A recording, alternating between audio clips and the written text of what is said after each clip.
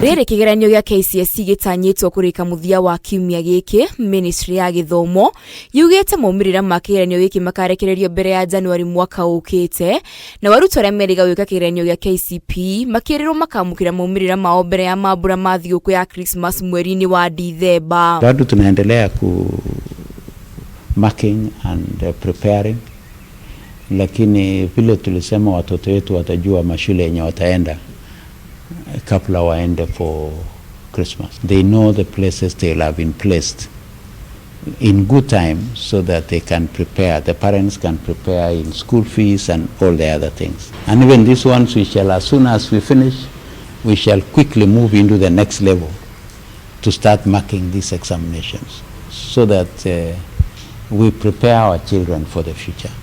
We don't want to leave them for a long time in anxiety. Akiaria hĩndĩ ya kũhingũra kontina cia kĩgeranio gĩa KCSE mwena wa MWERI kaunti-inĩ ya Kwale, mwandĩki MUKARU Ministry-ini ya Gĩthomo BELIO KIPSANG augĩte ũthuthuria wa gĩkuũ kĩa abithaa wa borithi ũroragirwo mwena wa Siaya arĩ mĩhang'o-inĩ ya kũgitĩra igeranio no ũratwarithio na mbere. Yesterday we had a challenge.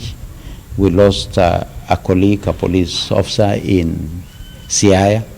Investigations are on to know exactly the motive, what exactly happened. We also had an incident in Wajir yesterday where a chopper crash landed at the Wajir airport. There were some injuries, but the